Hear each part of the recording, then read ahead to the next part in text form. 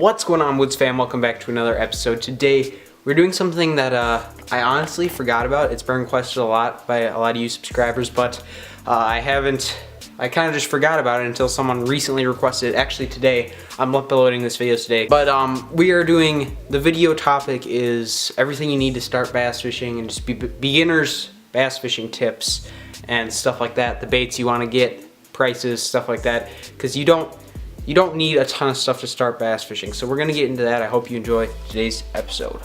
Like I was saying, you don't need a lot to bass fish. Like, you don't need two big drawers just full of lures. You don't need all this tackle. You don't need to own your own bait company and make your own stuff, although that would be nice and cheap. And you certainly don't need super expensive reels. And we're gonna get into why in just a moment. Alright everybody, so in today's video we're going to be setting a budget for ourselves. Let's say you just want to get into bass fishing and you have nothing right now. Literally nothing for bass fishing. I don't see that being a really realistic situation, considering that most people fish for like panfish a little while first, especially in childhood or something like that. But let's say that your gear is not good for bass fishing. So we're setting a $100 budget and you can get into bass fishing for under $100 easily. And there are two main rod and reel combos that I'm thinking of. I'll pop them up on the screen: the Abu Garcia Black Max and the Abu Garcia Silver Max. The Abu Garcia Black Max is $50 and the Silver Max is $70. Both are really solid combos. I've used them both. That's how I started bass fishing, and overall that's only half your budget if you have $100. And for the Black Max it's only half your budget, but for the Silver Max it's a little more than that. But you still have $30 left to get everything else, which I'd call a good deal. So let's get into all the baits and stuff that a beginner should get into when they're getting into bass fishing, what a beginner should throw. So let's do it. Like I showed you in the beginning, you don't need all these boxes of tackle. You just need a few solid things to throw with your new combo. And one of those things, a must-have, should be a jig. And I'd prefer some sort of swim jig or brush jig, which I'm not trying to promote myself, but my bait company does sell those. If there's a cheaper option though, I'd much rather have you go for that. But it would help me out. But anyway, a swim jig or something along these lines. I'll show you guys some close-ups too. A swim jig is very versatile. You can hop it off the bottom, or a brush jig, hop it off the bottom, swim it through weeds, flip it through docks. It's one of the more, those two are the more versatile jigs, and I tend to stick to those no matter what I'm fishing, unless I'm really fishing some heavy stuff. But if you're just getting into bass fishing, you don't have to worry about that. So that's the first one. Definitely, a jig is definitely necessary. I'd recommend getting probably a black and blue and a green pumpkin color. So you have one for dirty water and one for clearer water. So that's about, I'd say jigs on average are $4 each, so you could manage to get those for $8. So that either, depending on what combo you get, you're still under the budget by at least $22. So if you buy a couple of those guys, that's my favorite lure to throw, and I'm more than a beginner at bass fishing. So, and they're pretty cheap, which is also good. You could also get a chatterbait or a spinnerbait. Those are also very good. Chatterbait is just literally a jig with a blade on it. I'll show you that now. It's just a jig with a blade on it, and overall it's a good search bait when you're just casting and reeling, which would be another one to get into when you're beginning to bass fish, because you could just have to reel it in. It's not very complicated, and it vibrates and creates a bite, reaction strike. And those come in a bunch of different colors too. I'd recommend getting two of those. Same deal, green pumpkin and black and blue. But overall those are great. Unless you're doing spinnerbaits, then I'd say chartreuse and white. But those two are really good for beginners because you can just reel them in and you don't have to do anything at all. So that is overall a great lure. And I know Walmart, they're not the best spinnerbaits, but Walmart has them for $1. And Cabela's has really good quality ones, like solid quality ones, for $1.50 maybe. So overall, it really does not break the budget at all. Chatterbaits are a little more spendy, I'd say. Z-Man are probably the cheapest chatterbaits, and those probably go around $4 or $5. So it depends on what you want to get. I'd recommend a spinnerbait just to switch it up. Pike tend to like spinnerbaits too, but they like chatterbaits as well. But I'd say a spinnerbait is more different than a jig, so you'd have two different things, and you'd be better off to catch fish if they're not biting the jig, because the chatterbait would be very similar to that. So now that those are like more of the hard baits, I don't know what you'd call it, just like jig type baits, spinnerbait and a jig or a chatterbait. So those are three things that you can put on your list if you're wanting to get anything, write any of this down. Obviously, when you're getting into bass fishing, you have no previous experience or gear, you're going to need some terminal tackle to start out, and this is not expensive at all. And this is why a monthly subscription tackle box like LTV is nice, because they send you stuff every month and they always include hooks, which are the non-rust ones too. So basically what you're going to want if you're getting into bass fishing for your soft plastics, which we'll get into a bit, is a hook. I'd recommend a must-have hook. 4/0 is typically what I go with. You could go smaller or bigger depending on the size of your bait. And along with that, those are pretty cheap just for a pack of them. Along with that, I would try getting a weighted swim bait hook. Those also work good if you're getting into fishing and you don't want to get a lot of backlashes and you really are struggling with those. You can add a little weight on to make it a little easier with a weighted Texas rig hook. It's basically the same thing. For swim bait hook, it's basically the same thing as the other hook, just it has a little weight on it. People typically use it for swim baits, but I find that it works just fine with craws and stick baits and stuff like that. Now, if you still have some money left over after all the stuff we go through, you could get some weights. I say Woo Tungsten is probably the best because it doesn't chip and it doesn't rust either. And yeah, they're pretty good quality and they're pretty cheap as well. So now that we got through the terminal tackle, really all you need is hooks, just to sum it up. Just hooks, and two different types preferably, and if you have a little money left, maybe invest some money on some punching weights or just Texas rig weights. The next type of lure that is really essential for bass fishing, and the most commonly used lure I'd say for bass fishing, besides jigs and spinnerbaits and stuff like that, is soft plastics. If you don't know what a soft plastic is, it's basically soft, well, it's kind of self-explanatory. It's a soft plastic used to imitate something in the water. For example, they have craws for crawfish, and they have flukes for little bait fish or things like that. Senkos is a worm, obviously, and there are many different types, but I tend to stick to two plastics that are very good, and you can pair them up with your other lures that you've purchased or hooks. The two main soft plastic lures I'm talking about would be the Senko or stick bait and the craw. Now these are two different brands. This is Strike King Rage Tail and this is Deep Creek Lures. I get all my stuff from Deep Creek Lures now. This was from a Lucky Tackle Box. Deep Creek Lures overall is the best plastics, and they're a partner of the bait company, so we fully support them and we actually sell their products as well. So you can get it from us or Deep Creek Lures.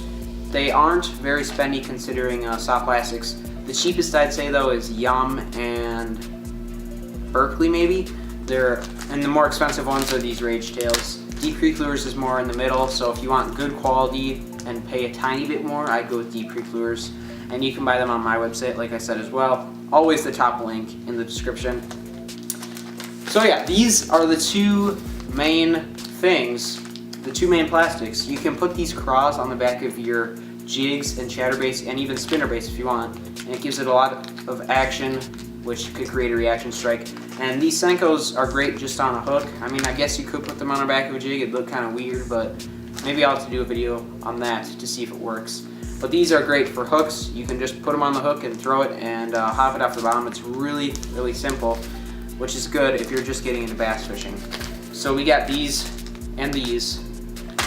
I'd say combined probably about $10 for a pack of each. Now you'll go through these faster because they're not like your jigs or anything like that. They're not durable, so to speak. They fall apart. If a bass eats it, it can tear. So you're gonna have to have some money to buy new ones every once in a while. But overall, those are great lures to catch some bass, and they're not expensive either. So that's great. So we went over our rod, reel, baits, and now we can get into something that's also essential for fishing, that being line. Now, really, I don't think the brand of line really matters. Some people get the really expensive stuff. I don't think it really matters that much. So when I am out of line, which doesn't happen very often, and I need some, I get this Cabela's Pro line. It's copolymer, and if you're new to bass fishing, you don't know, but there are three main types of line: monofilament, fluorocarbon, and braid. And this is a mix of monofilament and fluorocarbon, and it's really interesting and it's really tough, and most importantly, it is very cheap. A large spool like this, I believe, was only $12, which may seem like a lot for line, but this will last you years. I've had this for a full season now, and it's not even close to empty. There's still so much line left on this. But so this is what I use for like my monofilament and my, but for braid, I typically like this Power Pro line. Overall, it's really good quality and it's not too expensive. So Power Pro is definitely the way to go for braid, but they have cheap stuff that's just as good too, I'd say, honestly. This isn't even that expensive, but obviously braid is pretty spendy, so. But the thing about braid is you don't break off as often, which if you're a budget fisherman is important. So we have now went over rod, reel, lures, and line. And honestly, I think that's gonna be close to wrapping up this video. And I'm just gonna give you guys some tips if you're a beginner. When you get all this, let's say you got all this stuff from the video, here are some very important tips for you when you're getting into bass fishing. Let's say you know nothing about bass fishing. One of the most important things I'd say is, well, to increase your chances of catching fish, of course, get some sort of boat. Some people might not agree with this, but if you're new to bass fishing, it is very hard to find fish, especially bass, from the bank. This being just because banks are a lot more pressured and sometimes they're pretty shallow and you can't get to the spot you want to. Now, I know all these Florida pond hoppers can catch bass easily from the banks, but in Minnesota, it's pretty tough from the lakes. So that is one very important tip. Try to get a kayak or something, which my kayak I got for $200 at Walmart. That's not that expensive. And obviously you can put on waders or something too, which is obviously a cheap alternative, and get in the water. Or you don't even have to put on waders, you can just go in the water and get out there quite a ways and cast out. But a boat would make it a whole lot easier. You see on 99% of my videos, I am fishing off a boat. So one of the more important tips for if you're a beginning bass fisherman is the time of day you should bass fish. I'd say you should go really early in the morning or later in the evening. Afternoon fishing when the sun's high is pretty tough, especially for bass, because they like to hunker down in the shade and they're not super active. You can still catch fish in the afternoon, but it's definitely a lot easier when it's their feeding times, either in the beginning of the day or the end of the day. So overall, I'd say I go 99% of the time in the evening.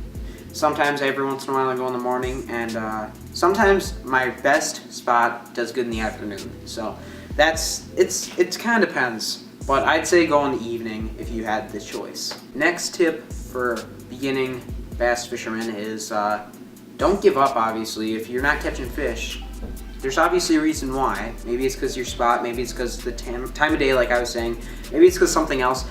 Look it up on YouTube. I learned all my stuff from YouTube, basically. The Guggen Squad and stuff like that really helps. And videos like mine, I do a lot of tutorial videos sometimes. And just look it up, don't give up. Don't give up on it right away, like I said. It's kind of self-explanatory, you just don't give up, obviously. It's kind of tough at first, but once you get the hang of it, you'd be amazed at how easy it is to find fish. And yeah, just to review a little bit with you guys, you could get, for under $100, you could get the Abu Garcia Black Max or Silver Max. You could get a couple jigs, a couple spinnerbaits, a couple bags of plastics, and some hooks, and a little bit of line for under $100. I don't know if that's the case with the Silver Max, but definitely with the Black Max. So you could start bass fishing for under $100. And that is what I like about the sport, is it's pretty cheap. You don't have to invest a lot in it at first, but obviously over time it accumulates, like you saw in the beginning of the video. And when you're doing this, you kind of tend to get a lot of stuff from subscribers and stuff. But I think that is about it. And to review on the tips, make sure to study the time of day that your fish typically eat at, like when they're the most active and when they eat the most, because then you're most likely to get a bite, obviously. Try to get a boat if you can. Obviously bank fishing isn't horrible, but you'd be at a way better advantage if you get a boat or a kayak or a john boat or something of some sort. And those are pretty cheap too. And finally, don't give up. It's pretty simple. So with that, I'm going to close out today's episode. Also, I know I didn't say anything throughout the video, but if you're still watching, I really appreciate it.